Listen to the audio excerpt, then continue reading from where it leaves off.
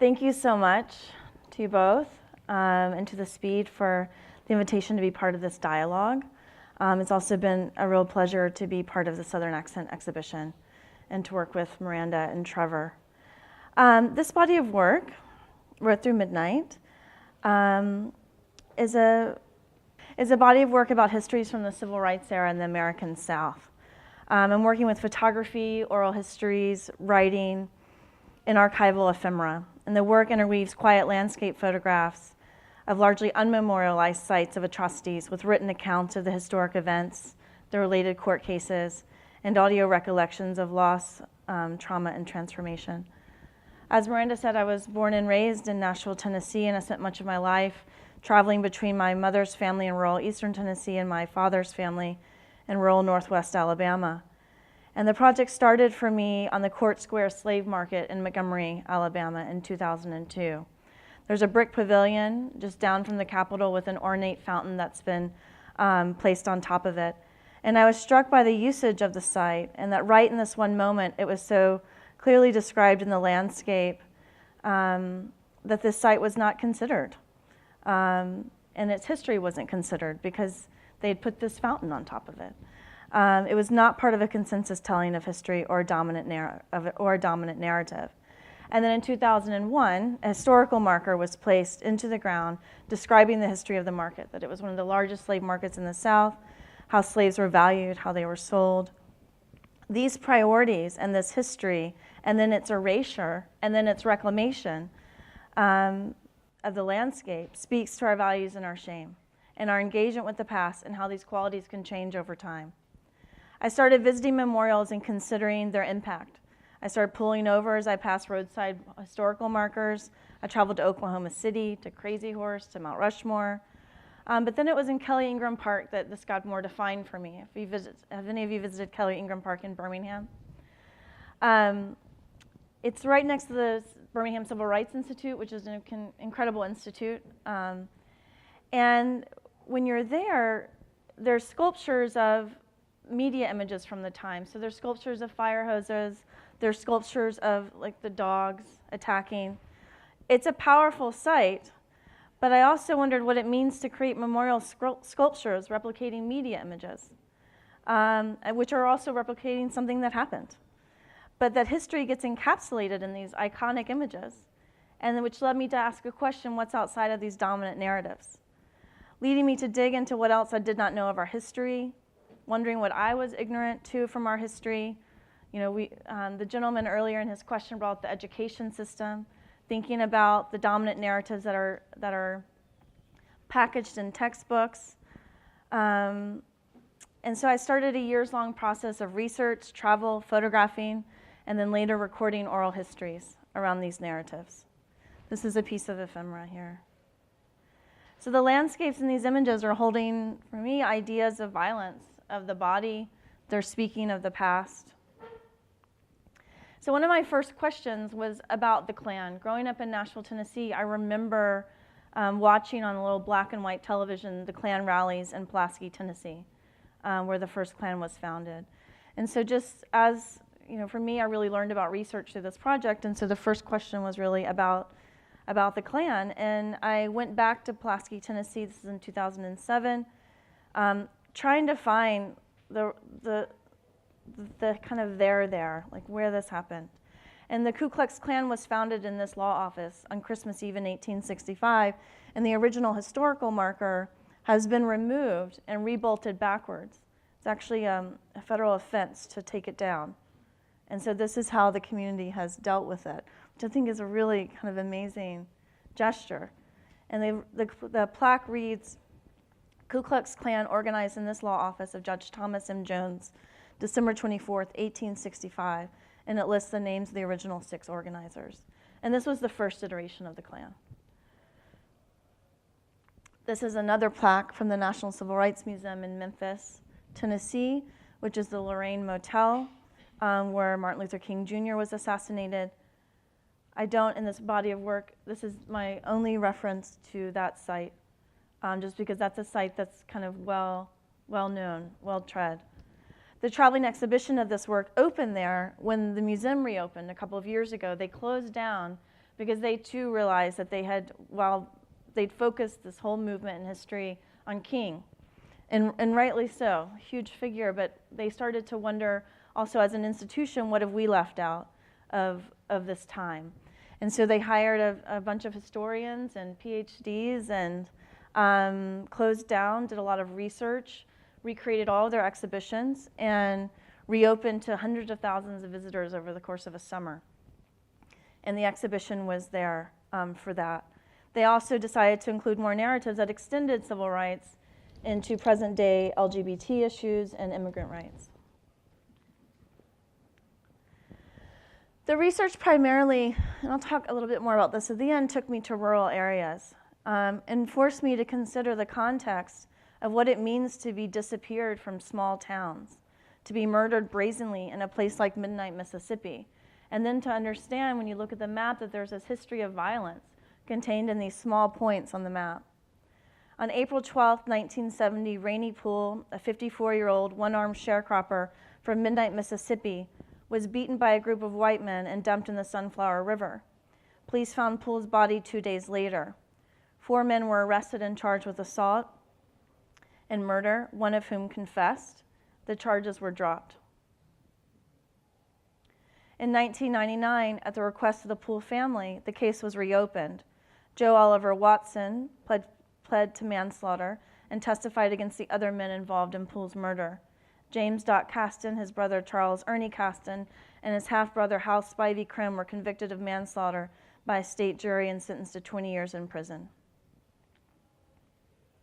Midnight's one of the first events I researched, Rainey Poole's murder, to really understand the pervasive nature of this violence and how it was a strategy. In this rural context especially, the strategy of fear and violence with a history of no justice.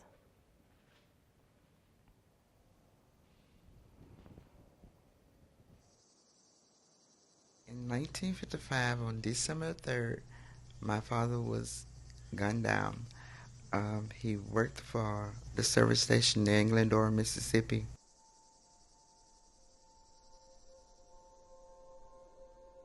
What made these cases so bad is not just that these guys got away with murder, but the fact that everybody knew these guys were getting away with murder.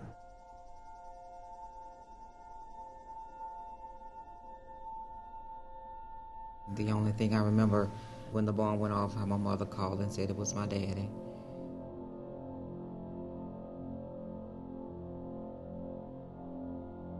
I was going through some changes myself, you know, about where do I really stand on this. And I grew up in this society. It became pretty clear to me what the real issues were, just a matter of human dignity and the rights of a citizen.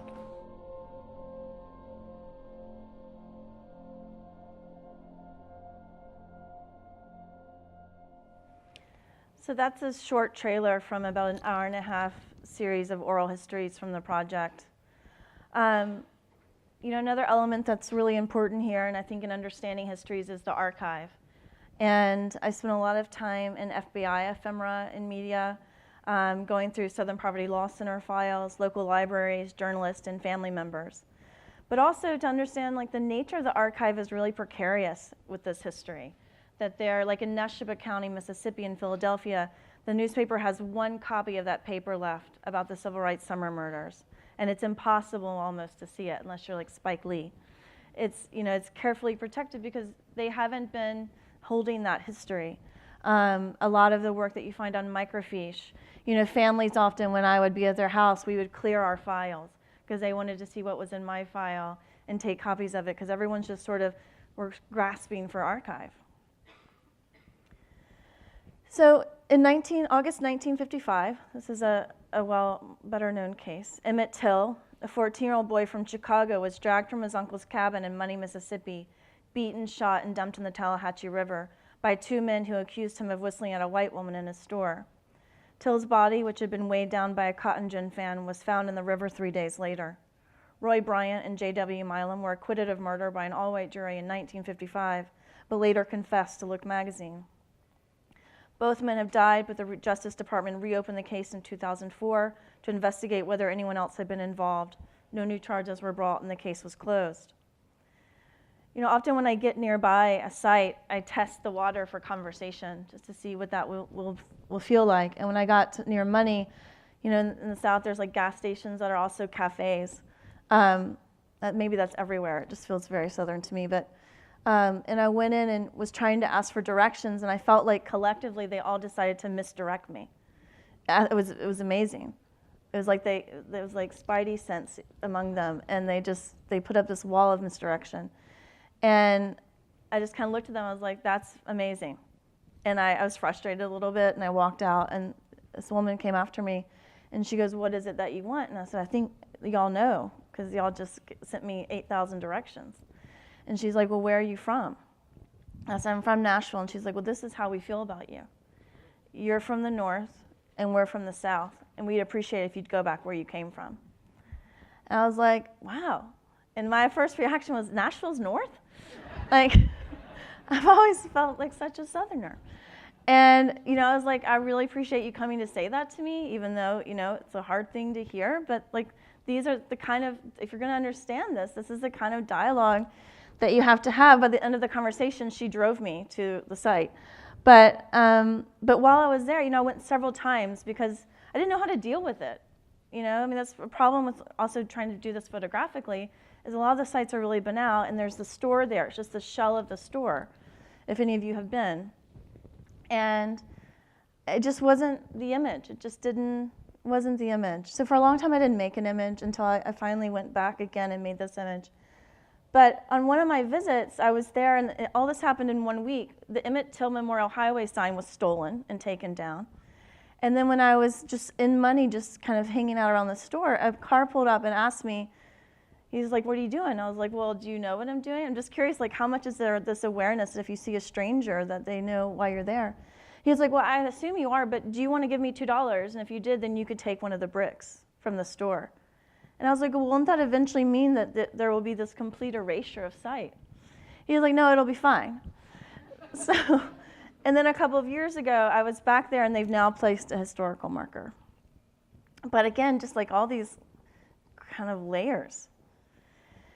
This is Medgar Evers' backyard.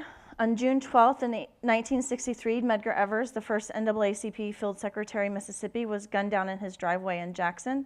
Byron de Beckwith was tried for the murder in 1963 and 1964. Both trials ended in hung juries. De Beckwith was convicted with new evidence in 1994. A lot of that was credit to Jerry Mitchell, who's a journalist in Jackson, Mississippi, who you heard in the oral histories. And his home, to this day, is a memorial to Evers. It's been sort of frozen in time. And I love that idea because I love thinking about them selecting these these pieces for the fence. It's so personal. But I just want to read a little bit. After the conviction of Byron de Beckwith for killing Medgar Evers, Myrlie Evers said, reporters from around the world asked questions. How do you feel, they asked me. All I could say was, Medgar, I kept my promise. It took 30 plus years, but I kept my promise. Hopefully others will benefit from that promise as well. The fear, the anger, and the willingness to live a full life, all of those things were coming together, and I felt I have done my job. I kept my promise to Medgar. But I realized my job was not finished because more needed to be done. So as we meet here and talk about how to go about it, I have another concern. How do we who have been there and are dying off now, how do we, those who are the generations behind me and behind them, transfer the dedication, the knowledge, the appreciation of all that has gone on before to a generation now where so many see it as something long ago that does not impact them at all?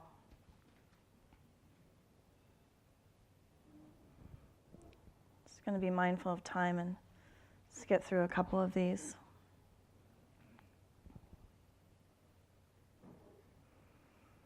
In January 1957, Willie Edwards, a 25-year-old husband and father of 3, was stopped by 4 Klansmen while at work as a truck driver for Winn-Dixie.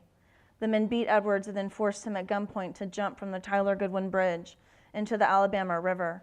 His decomposed body was found 3 months later.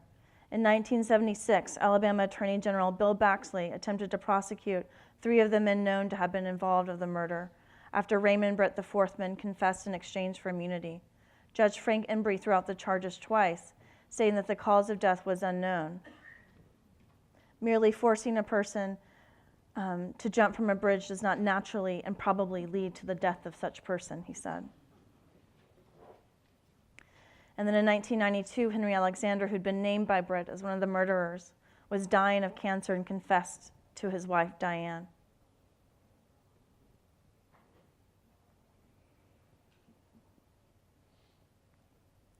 This is the West Side Drive-In in Meadville, Mississippi. Henry Hezekiah D. and Charles Eddie Moore, both 19 years old, were kidnapped on May 2nd, 1964 by several white knights of the Ku Klux Klan, including James Ford Seal and Charles Marcus Edwards. The two young men were taken to the Homachito National Forest near Meadville, where they were beaten and then taken to the Mississippi River, where they were tied to a Jeep motor block and train rails and thrown into the water alive. Authorities found their bodies in a bayou. This site, formerly the Tasty Freeze, was the last place Dee and Moore were seen alive. Klansman and former police officer James Ford Seal was arrested in connection with their murder in 2007. Charles Marcus Edwards was given immunity at the time in exchange for his testimony. In the oral history I did with Charles Eddie's brother, Thomas Moore, he describes finding Seal, who he and the FBI believed dead, and who was found just living in the community. And later, a forgiveness ceremony between the Moore family and the Charles Marcus Edwards family. And occasionally I just go check in on sites. And when I went by a couple of years ago, this had been added. This is the Armstrong Tire and Rubber Company in Natchez, Mississippi. On February 27, 1967, 36-year-old Warless Jackson, the treasurer of the local NAACP chapter, was killed instantly when a bomb exploded in his truck. He had recently received a promotion to a position formerly reserved for white employees at the Armstrong Tire and Rubber Company, and his son, Warless Jackson Jr., heard the blast from his home nearby and rushed to the scene to find his father dead in the road. It's believed that Jackson was murdered by the Silver Dollar Group, a particularly violent Klan group who used explosives in the Natchez, Mississippi, Faraday, Louisiana corridor, and no one has been convicted of this crime. The community and family members erected a historical marker in 2011, and I just want to read a bit from an oral history I did with Warless Jackson Sr.'s daughter, Denise, who you heard in the oral history, because it really has to do, they just got this marker put up. I just feel like it's relevant for this conversation. So she says, this case has been ongoing for 40-something years. Every time someone tries to open and investigate it, it will close. And then they'll open it and investigate it, and it will close. And this is the first year, 2011, when it really came back to the forefront. And people are trying to help us get the message out and see if anyone will come forward. We're still in limbo. There is still nothing. We're hoping people will come forward and share what they know and talk, but nothing has transpired. I don't know if we will ever come to closure of this case. People are dying every day. The only closure we will get is the closure within our hearts. I've come to a closure in my life. After this interview, I'm not talking about this again. Every year we do a memorial in honor of him, and this year I finalized a goal of mine to place a marker in his memory of the late Warless Jackson Sr. because of what he stood for. Not just for my family, but for all families. My father stood for justice and righteousness, and he was a man of high stature. He wouldn't let anybody turn him around from what he saw that was of good. I walk on the standards he taught me daily. I came to closure because I gave it to God. I prayed about it, and I turned it over to the Lord. I asked him to take the burden and tears out of my eyes and give me the strength to move on, because I could see that nothing will ever be done about this case. I'm on a daily walk. If closure comes, the true closure, I will rejoice. And if I don't get the actual true closure, I'll keep moving on with my life and hope my sisters and my brothers will as well. True closure would be taking the perpetrators before a judge. I want people to understand that it was a hard road to travel, but we traveled it. We need the knowledge of what transpired back then, knowing how we got where we are now, because people stood and sacrificed their lives for us. People sacrificed, they opened the way for voting, for holding public office, so we need to be utilizing these opportunities. My mom raised 5 kids by herself. She was still hurt, very hurt, that no closure ever came. The only closure she got was knowing, hoping that one day someone was going to come and testify. And that's what we're still waiting for. One December, a supervisor in Natchez called me. He'd gotten together with other board members to approve raising money for a marker for my dad by the next February memorial event. But then the time came and the money wasn't there. I said, okay, Lord, what must I do? And I wrote an article, and the paper published it for me, and money started pouring in. When we got the money for the marker in 2011, we installed it on Minor Street in Natchez, and I said, this is my closure. I accomplished what I wanted to do, and it was amazing to see the people of Natchez support me. I was elated. My closure is knowing that I have this marker now. I have this marker in his honor, and that is my closure. I'm going to just breeze through. I see the time, sorry. I just want to also, I've been thinking a lot about scale, and I was thinking about that in the earlier panel, just this, like, the scale of both gesture, of impact. This is the Stone Mountain Confederate Memorial carving in Stone Mountain, Georgia. Gutzon Borglum, who would later go on to carve Mount Rushmore, began this carving. He was an active member of the Klan. His work was destroyed after he got into a dispute with the Stone Mountain Confederate Monumental Association, and a new carving was begun by Augustus Lukeman. This monument depicts Stonewall Jackson, Robert E. Lee, and Jefferson Davis, and was completed in 1972 and is in Stone Mountain, Georgia. Then this monument is in Koinonia Farms in Americus, Georgia. It was an early interracial community founded in 1942 by Clarence Jordan. During the Civil Rights Movement, neither black nor white children in Koinonia were able to attend segregated schools. It withstood firebombing, night riding, Klan intimidation, and economic boycotts, and it still exists today as an interracial community dedicated to affordable housing. Habitat for Humanity was founded here in the 1960s as a response to poverty in the rural American South. I'm going to end with Vernon De Mer. He was murdered on January 10th, 1966, when Klansmen firebombed his home and an attached store. He was the president of the NAACP chapter in Hattiesburg and helped black voters by letting them pay their poll taxes at his store. 4 of De Mer's sons were serving overseas and had to have protective escort from the airport when they returned. 14 men were arrested in the late 60s, resulting in 1 conviction and several mistrials. De Mer's wife erected a memorial on the site of the house and store with bottles that were found in the wreckage.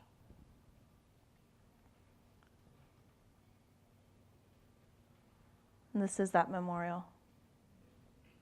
I'm just going to end with his funeral program, which says, his sacrifices on the altar of freedom should inspire us to finish the task. Thank you.